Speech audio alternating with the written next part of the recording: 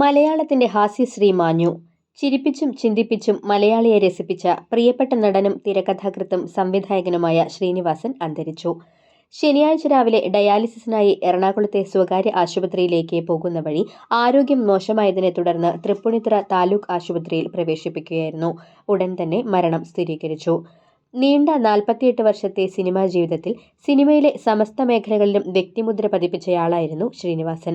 തലശ്ശേരിയിലെ പാട്യം എന്ന ദേശത്തു നിന്നും സിനിമാ ബന്ധങ്ങളൊന്നുമില്ലാതെ കടന്നുവന്ന് മലയാള സിനിമയിൽ നാഴികക്കല്ലുകളായ ഒരുപിടി ചിത്രങ്ങൾ എഴുതിയ അദ്ദേഹം നടനെന്ന നിലയിലും പ്രേക്ഷകർക്കിടയിൽ പ്രിയങ്കരനായി.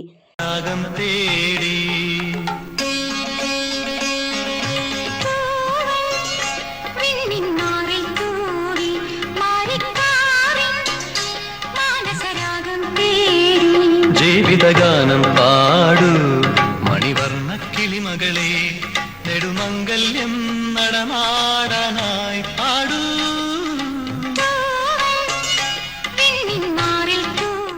സന്മനസ്സുള്ളവർക്ക് സമാധാനം TP Balagopalan MA, Gandhinagar 2nd street, Nadodikkattu, Thalayanamanthram, Chambakkulam Thachan, Udayananu Tharam, അയാൾ കഥയെഴുതുകയാണ്, കഥ പറയുമ്പോൾ, ഞാൻ പ്രകാശൻ തുടങ്ങി നിരവധി ഹിറ്റ് ചിത്രങ്ങൾക്ക് തിരക്കഥയൊരുക്കി. 1991 പുറത്തിറങ്ങിയ ആക്ഷേപഹാസ്യ ചിത്രമായ സന്ദേശം കേരളത്തിന്റെ രാഷ്ട്രീയ സാമൂഹ്യ മണ്ഡലങ്ങളിൽ ഇന്നും ചർച്ച ചെയ്യപ്പെടുന്നു. ശ്രീനിവാസൻ എഴുതി സംവിധാനം ചെയ്ത വടക്കുനോക്കിയന്ത്രം, ചിന്താവിഷ്ടയായ ശ്യാമള എന്നീ ചിത്രങ്ങൾ സംസ്ഥാന ദേശീയ പുരസ്കാരങ്ങൾ നേടി.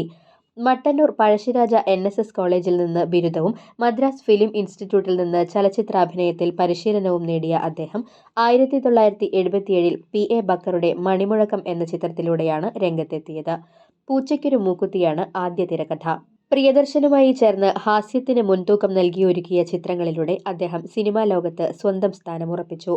നർമ്മത്തിൽ പൊതിഞ്ഞ രംഗങ്ങളിലൂടെ ജീവിത നൊമ്പരങ്ങൾ ആവിഷ്കരിച്ചവയാണ് ശ്രീനിവാസൻ സിനിമകൾ. അത് ശരി, ചായപ്പൊടിയും ചാണകപ്പൊടിയും ഒന്നും ഇല്ലേ?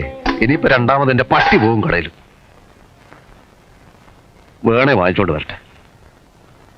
കണ്ടോ, ഒന്നും കഴുകിയിട്ടില്ല. ഉറങ്ങുന്നതിന് മുമ്പ് പാത്രം കഴുകി വെക്കണമെന്ന് ഞാൻ പറഞ്ഞതാ, 1000 വട്ടം പറഞ്ഞതാ. ചോറ്റുപശ കളയുമ്പോ ഇനി നഖം പൊളിയും. ദാസാ, എടാ ദാസാ. റവല്യൂഷണറി ഡെമോക്രാറ്റിക് പാർട്ടിയിലെ ഒരു ബുദ്ധിജീവിയാണ് ഞാൻ. ഒരു തമാശക്ക് സൈഡായിട്ട് ഉണ്ട്. തമാശക്കോ? പാർട്ടി എന്റെ ജീവാത്മാവും പരമാത്മാവുമാണ്. അധ്വാനിക്കുന്ന തൊഴിലാളി വർഗത്തിന്റെ മോചനത്തിന് വേണ്ടി തോളോട് തോൾ ചേർന്ന് പ്രവർത്തിക്കാൻ തയ്യാറുണ്ടോ? പറയൂ. വേണ്ട, ഞാൻ തയ്യാറെടുപ്പിച്ചോളാം. ഇതൊന്ന് നേരെ പിടിക്കാൻ ആർക്കും വല്ലതും കൊടുക്കണം.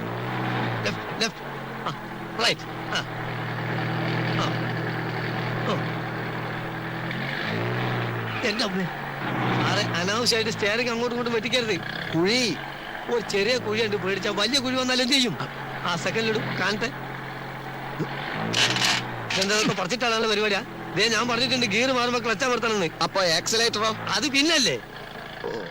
എറണാകുളം ടൗൺ ഹാളിൽ പൊതുദർശനത്തിന് വെച്ച മൃതദേഹത്തിൽ നിരവധി പ്രമുഖർ അന്ത്യാഞ്ജലി അർപ്പിച്ചു. സംസ്കാരം ഞായറാഴ്ച രാവിലെ 10-ന് എറണാകുളം കണ്ടനാട്ടെ വീട്ടുവളപ്പിൽ.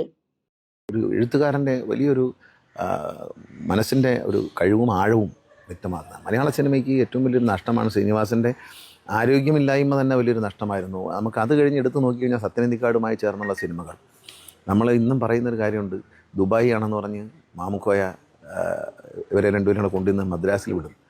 അറബി അറബിയോട് പറയാൻ അറബി പഠിപ്പിക്കുക, 2 വാക്ക് അറബി പഠിപ്പിക്കുക. ഇതൊക്കെ ഇത്രയും ഹ്യൂമറസ് ആയിട്ട് കാണുന്നതിനാണല്ലേ അത് പറയാം. എഴുതാനൊക്കൂ? അങ്ങനെ ഒരു കാര്യം എഴുതാൻ പറ്റൂ? സഖാവ് എന്താ കല്യാണം കഴിച്ചതെന്ന് ചോദിക്കുമ്പോൾ അത് നമ്മളിപ്പോൾ തൻ്റെ കാര്യമല്ലേ സംസാരിക്കുന്നത് എന്നുള്ള മറുപടി ശങ്കരാടിച്ചാറുണ്ട്. അപ്പോൾ കല്യാണം നമുക്ക് അത്ര നല്ലതല്ല എന്ന് പറയുമ്പോൾ സഖാവ് കല്യാണം കഴിച്ചോ എന്ന് ചോദിക്കുമ്പോൾ അല്ല, അത് തൻ്റെ കാര്യമല്ലേ പറഞ്ഞത്, നമ്മളെ കാര്യമല്ലല്ലോ എന്ന് പറയുന്ന അത്തരം തമാശകൾ വളരെ രസകരമാണ്.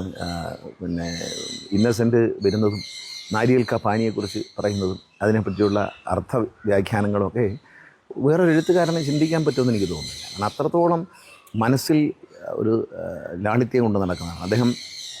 ജീവിതത്തിൻ്റെ എല്ലാ ഘട്ടങ്ങളിലും തൻ്റെ കഥാപാത്രങ്ങളെ പോലെ തന്നെ ലളിതമായി ജീവിച്ചു എന്നുള്ളതാണ്. ശരിക്കും അതാണ് ആ വാക്ക്. കാരണം കഥാപാത്രങ്ങൾ സാധാരണക്കാരാണ്.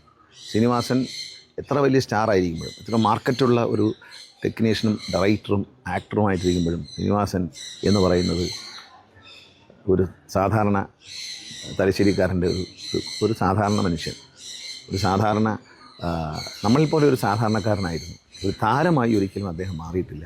താരങ്ങളുടെ താരമായിരുന്നു ശ്രീനിവാസൻ, പക്ഷേ താരങ്ങളെക്കാൾ വലിയ താരം. പക്ഷേ ഒരിക്കൽ പോലും അദ്ദേഹം ഒരു താരമായിട്ടില്ല. സാധാരണക്കാരനായി ജീവിച്ചു. സാധാരണക്കാരുടെ തമാശകളും സാധാരണക്കാരുടെ ചിന്താഗതികളും ഒക്കെ കണ്ടു. അതാണ് ശ്രീനിവാസൻ്റെ പ്രത്യേകത. വലിയൊരു നഷ്ടമാണ് മലയാള സിനിമയ്ക്ക്. അദ്ദേഹത്തിന് ഇപ്പോൾ കുറേ നാളായിട്ട് അദ്ദേഹം സിനിമകളൊന്നും എഴുതുന്നില്ല. അത് തന്നെ ഒരു നഷ്ടമാണ്. അദ്ദേഹം ജീവിച്ചിരിക്കുന്നില്ല എന്നുള്ളത് വ്യക്തിപരമായൊരു നഷ്ടം. മരിച്ചു എന്നുള്ളത് വ്യക്തിപരമായ വലിയൊരു നഷ്ടമാണ്. ഒരു നല്ല സഹോദരൻ, ഒരു സുഹൃത്ത് നഷ്ടപ്പെട്ടു എന്നുള്ളതാണ്.